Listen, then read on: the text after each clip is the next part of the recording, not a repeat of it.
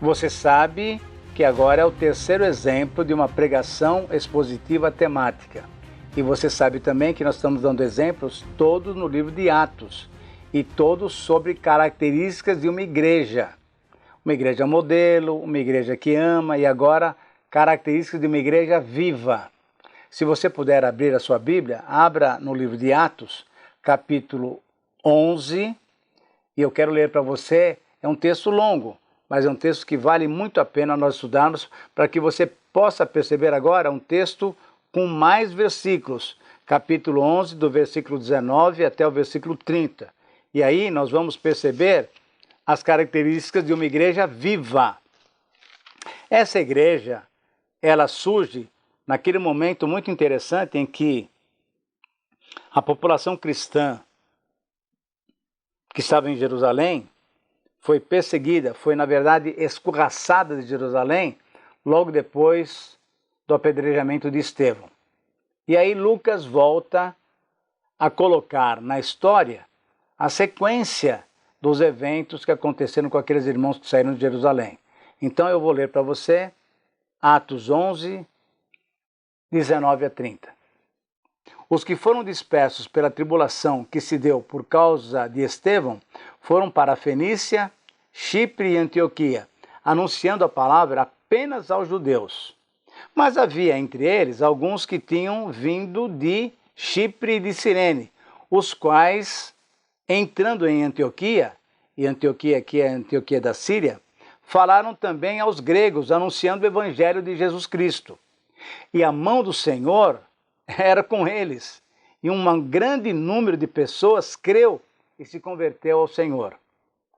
Quando a notícia sobre essas coisas chegou aos ouvidos da igreja de Jerusalém, eles ficaram preocupados. Então enviaram Barnabé a Antioquia.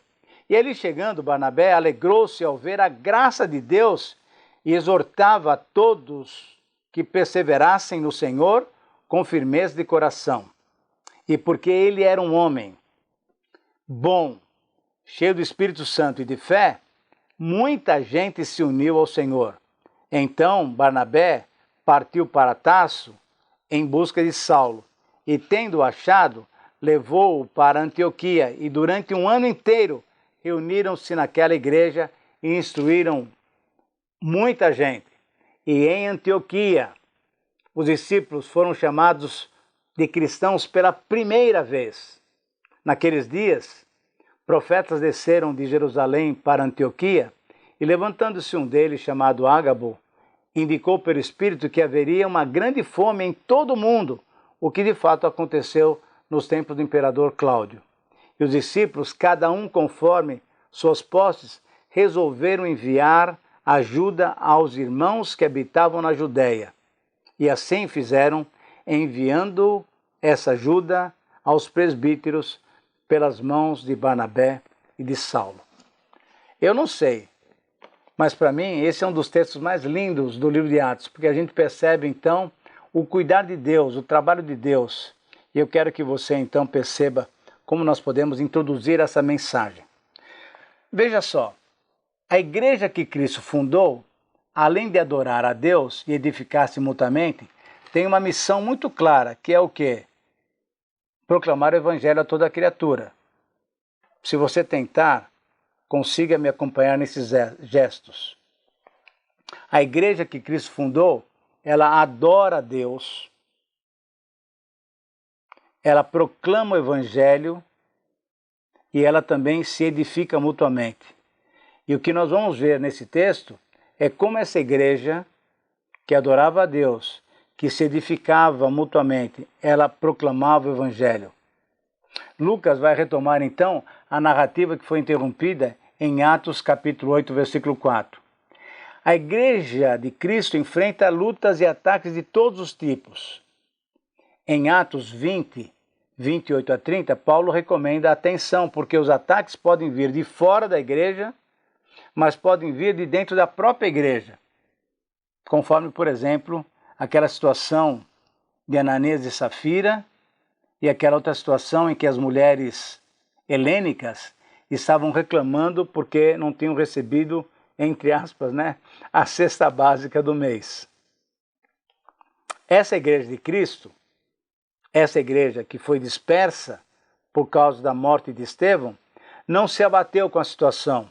Esses irmãos não se abateram na situação. Ao invés disso, eles aproveitaram a oportunidade e foram por toda parte pregando o evangelho. Essa igreja viva estava em Antioquia da Síria. E diante disso, nós precisamos entender que temos agora uma afirmação teológica para fazer. E a sequência dos pontos, daqui a pouquinho você vai saber.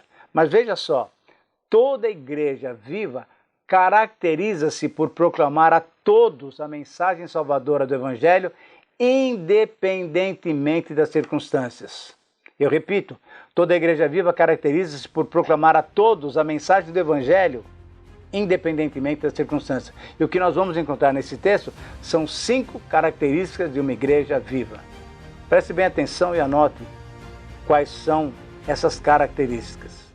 A Rádio Transmundial é um veículo de comunicação presente em 80% do planeta e que tem como objetivo levar as boas novas do Evangelho aos que não a conhecem, bem como dar crescimento e maturidade cristã àqueles que desejam servir a Deus de forma integral. Mais informações em www.transmundial.org.br. Transmundial, para todo mundo ouvir. A Faculdade Teológica Batista de São Paulo tem a satisfação de receber você para entrar em sintonia com a nossa ministração bíblica, ministerial e abençoadora, que vai fazer diferença em termos de educação teológica para a nossa vida. Fique em sintonia conosco, aprofundando-se na palavra de Deus.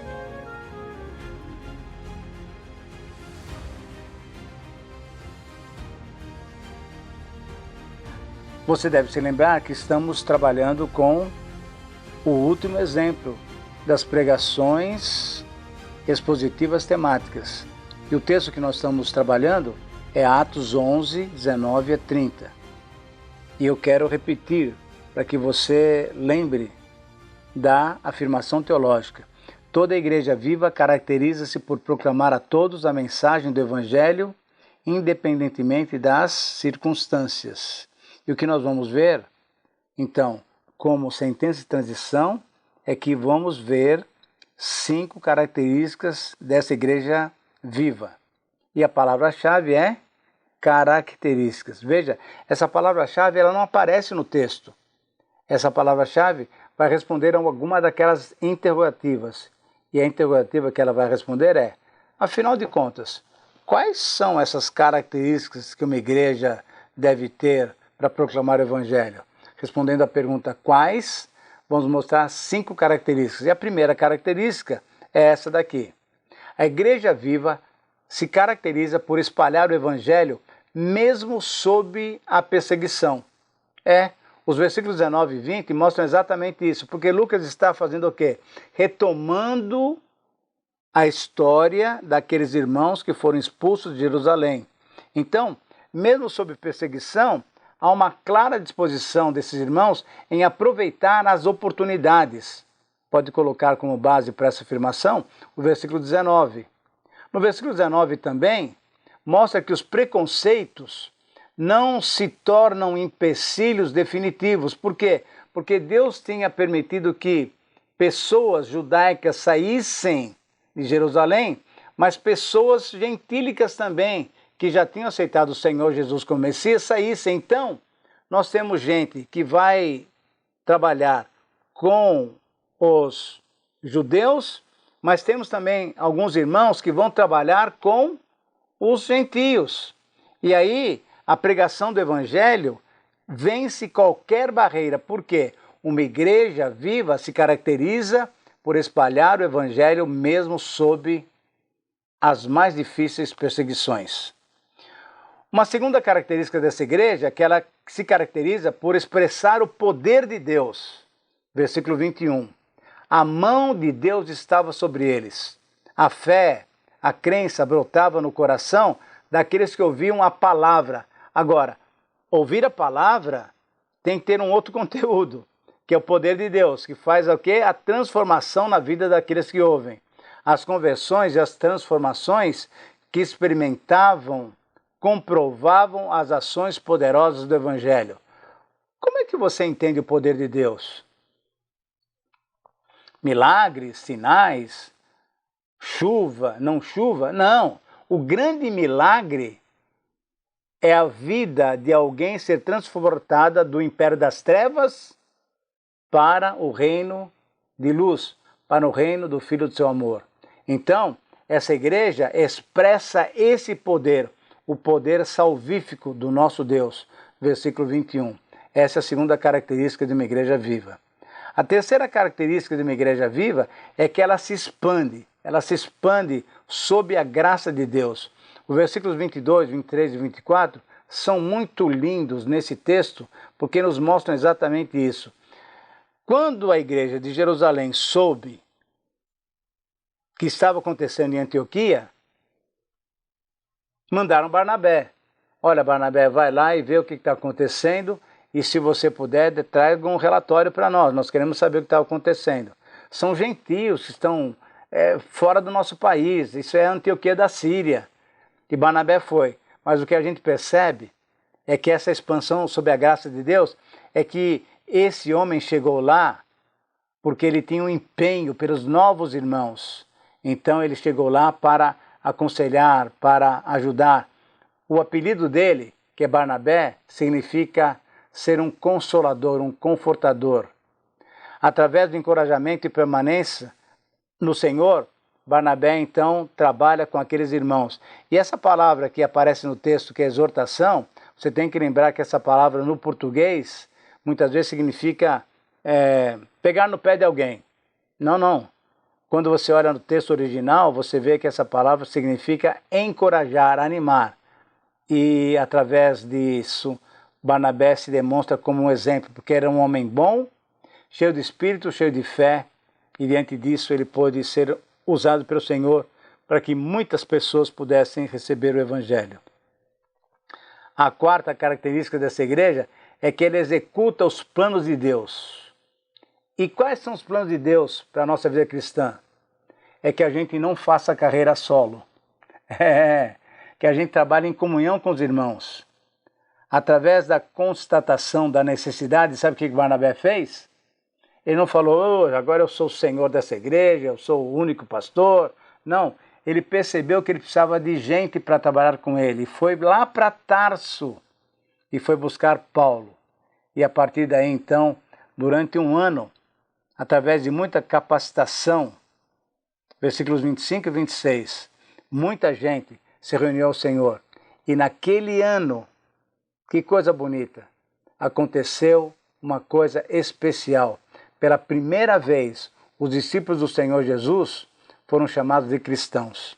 Por isso, chegando então à quinta e última característica dessa igreja, ela exterioriza o amor. Chega uma turma lá de Jerusalém porque Barnabé não voltou.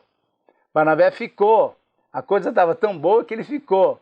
E aí chega um profeta chamado Ágabo falando, olha, além de tudo que eu estou vendo aqui e tal, eu queria dizer uma palavra que Deus tem me revelado.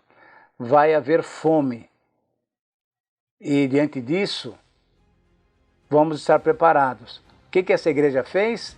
Ela não pediu oferta nem nada. Os irmãos simplesmente entenderam a mensagem de Deus e se colocaram à disposição para dar, então, um amor prático. Uma igreja viva caracteriza-se por exteriorizar a prática do amor. Diante disso, então, nós temos nesse texto mais um exemplo de uma pregação expositiva temática.